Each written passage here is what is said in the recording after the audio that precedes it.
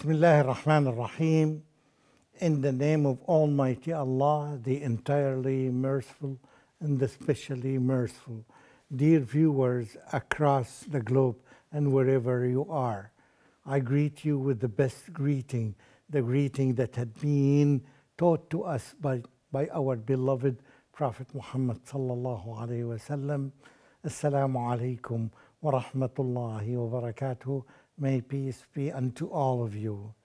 And remember that Allah subhanahu wa ta'ala all the time, He commanded us, meaning that it's much better for all of us to use this kind of greeting and not to use the other greetings, because this is the best greeting. The greeting that had been used by Jesus and Moses and Muhammad and all these messengers sallallahu alaihi wasallam. Dear viewers, welcome to this program. Welcome to take and learn some treasures of the Quran. Not only learning, but you have the opportunity to take them and they become yours, provided that you know how to use them and you understand them, and provided that hopefully that you share them with others, because we need to share as much as we can. You know that in the culture nowadays we say that sharing is caring. This is the best caring. If you really want to show caring for people, share with them what you have. And here you share the most valuable thing. You share what? Treasures. And I challenge people who are selfish to do that.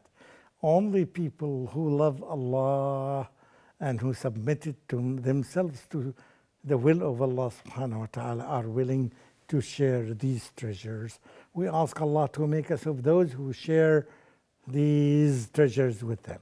Today we have a small treasure, not only, but it's one treasure, but we can make analogy of this treasure in many directions. Let me say it first, and then I'll explain it, and I hope that everybody would understand.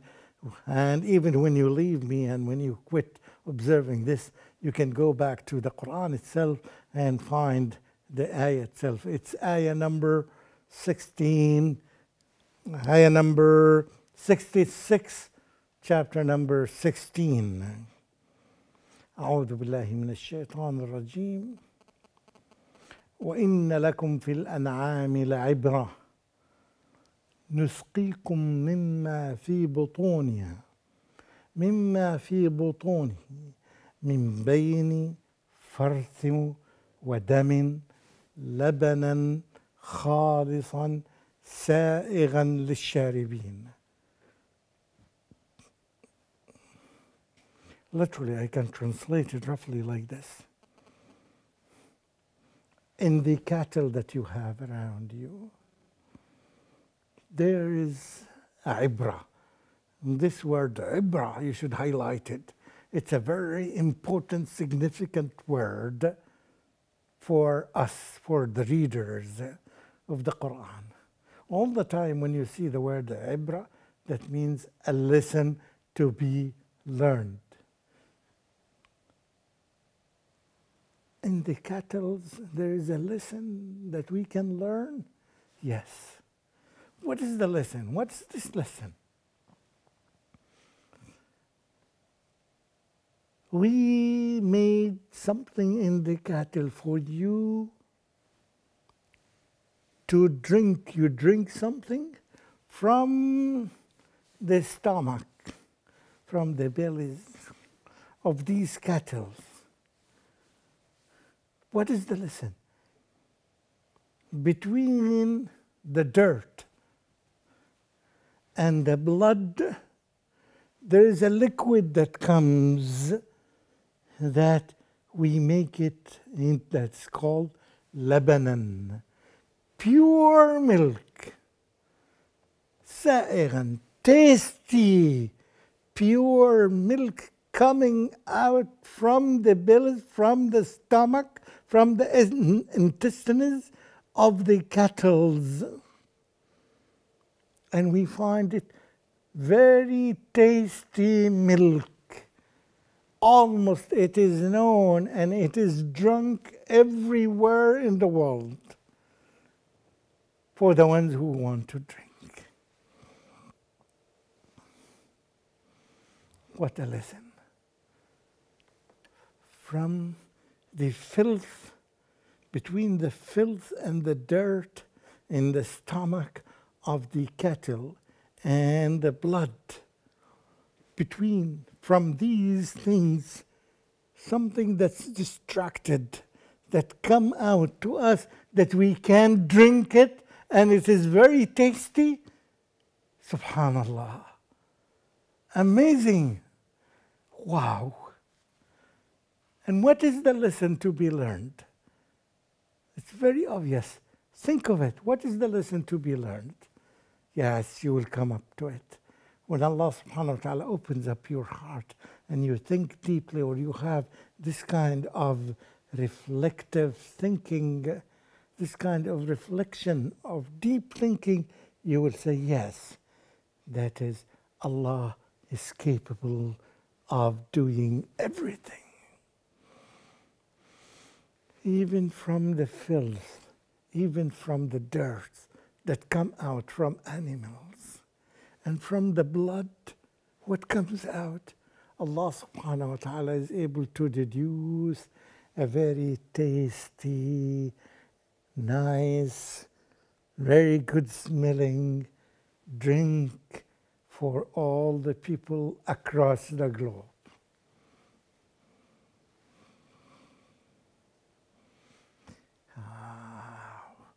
And this is another answer for those who still ask, where is God? I have not seen God.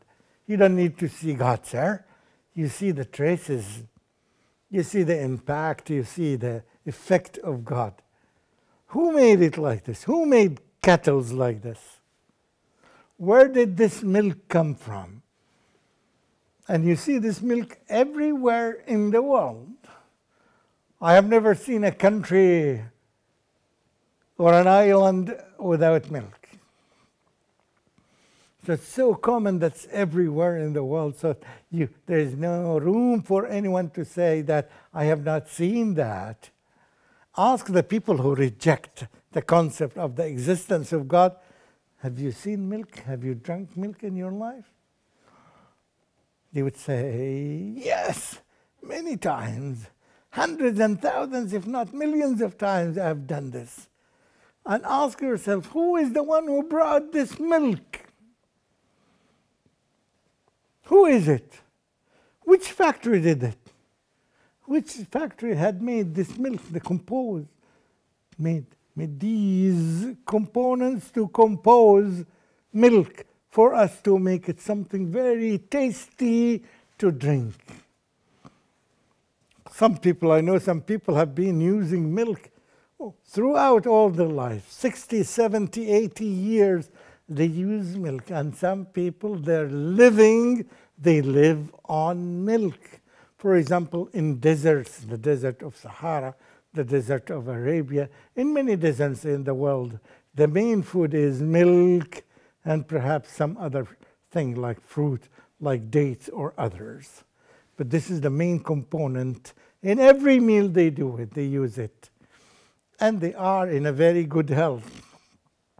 At least they don't suffer. They don't have the same problems that exist in these civilized cities. And because of this lesson, have you learned the lesson now? This is the lesson that to be learned. That it is the capability of Allah, that's what we say, Qadir, capable, the most capable. Inna Allah ala kulli shay'in qadir. Inna Allah ala kulli shay'in qadir. Inna Allah ala kulli shay'in qadir. Indeed, Allah is capable of doing everything. And how? We learned this lesson before. How does Allah do this? We don't ask Allah, but we know the answer. That's applicable to in every situation to prove to yourself that Allah is capable.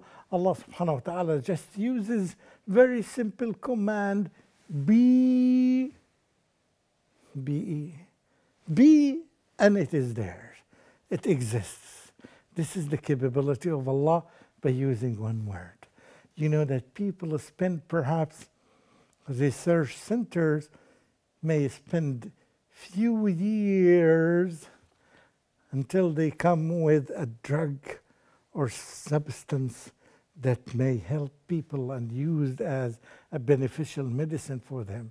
Allah subhanahu wa ta'ala said it. And you don't need it to make the research in every factory to do the same thing. You cannot replicate it. Allah subhanahu wa ta'ala says it be, and it happens everywhere. Did you say everywhere? Yes, I said everywhere. In all the islands, in all the mountains, in all the valleys, in all these diverse places, they happen at the same time.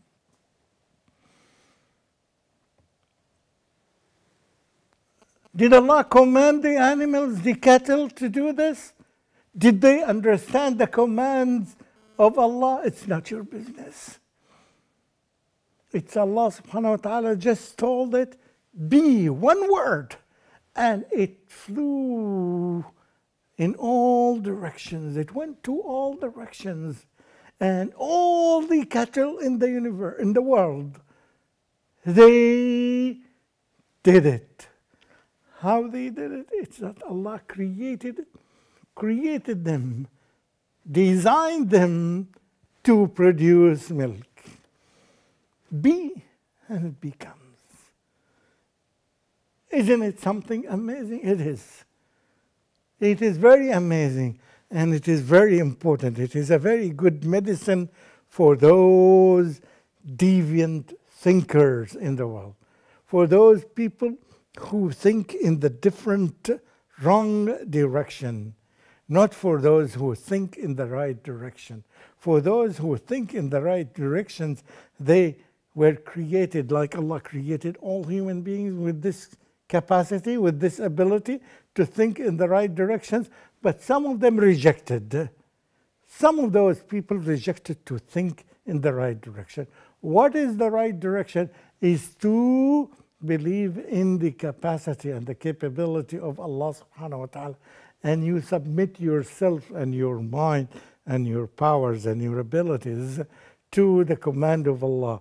When you know that Allah is the one who created heavens and the earth and humans and animals and cattle and commanded cattle to produce milk, and they did. They did obey Almighty Allah. But some people, until nowadays, they may live around you.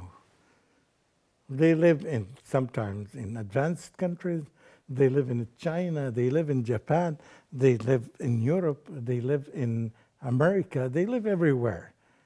And they wear very nice clothes to the degree that they are. You think that they are something. When you give them a very simple test like this, who created them? Who made them exist on this planet? They are dumb. They cannot give you the answer. Very simple questions. Who created them? And who commanded them to do that? Why did Allah subhanahu wa ta'ala commanded them to do this, and He did not command the other animals to do the same thing? Although all of them are of the same kind, they are called animals, yet each group of the animals from a special breed, they do some tasks and some jobs that they are different from others. And they have some capabilities that are different from others. Who made these differences? Muslims have the simple answer that they had been taught by Almighty Allah to use this answer. It is خَلَقَهُنَّ الْعَزِيزُ الْحَكِيمُ. The one who created them is Al-Aziz Al-Hakim, the all-wise, the almighty, and with all the wisdom that you can imagine, He created them to feed the world. Even if you don't have factories, food factories, people still can exist on the creation that Allah created. This is not an invitation at all not to have food factories. In fact, you are encouraged by Almighty Allah to do that, to have these factories and to invent as many as you can, and to produce and to preserve the foods that are not preserved in some countries, so that you can convey these foods to others. Yet Allah subhanahu wa ta'ala said, put the basis of this life. Allah is the one who created humans and created all the means for them. They just need to exert the effort and to go into the right direction and to use the guidelines. They are not going to make the guidelines. The guidelines are given to us as humans by the words of Allah subhanahu wa ta'ala in the Quran and in the traditions of our beloved Prophet Muhammad sallallahu alaihi wasallam. And they need to obey. They just obey. If you obey, and with open mind, with thinking, you will reach there. You will be there. You will be one of the soldiers, one of the tools of Allah subhanahu wa ta'ala. And we are. We are tools of Allah subhanahu wa ta'ala, whether we like it or not. We are used by Almighty Allah. But the smart ones are doing it willingly. And they are using their minds in the right direction. Once you are on the right track and you just submit yourself to the will of Allah subhanahu wa ta'ala, you will find yourself going and striding in the right direction. You're making good improvements and good achievements in the life around us by using the right guidelines from Almighty Allah. And in this way, you really understand the essence of the statement that says, Alhamdulillahi Rabbil Alameen. Alhamdulillahi Rabbil Alameen. All praise is due to the Lord of the worlds. Remember, the Lord, not of the world, the Lord of all the worlds around us, the world of human, the world of animals, the world of all creation, the world of stars, the world of sun, the world of the moon, the world of everything around us. All of them has one world, has one Lord, yes. Otherwise, we would have many problems and many fights among the lords. And that's why it is very important all the time to correct the belief in us, in our mind, that's only one Lord. He is almighty, He is omnipotent, who has all these kinds of names and beautiful, perfect names. We do thank you, Allah subhanahu wa ta'ala, and we do ask you to give us support and ability to understand deeper and deeper the meaning and the essence of this life, so that we can serve you in a better way. We can submit ourselves and we can worship to you. Ameen, ameen. Wa akhiru da'wana an alhamdulillahi rabbil alameen. Wassalamu alaikum wa rahmatullahi wa barakatuh.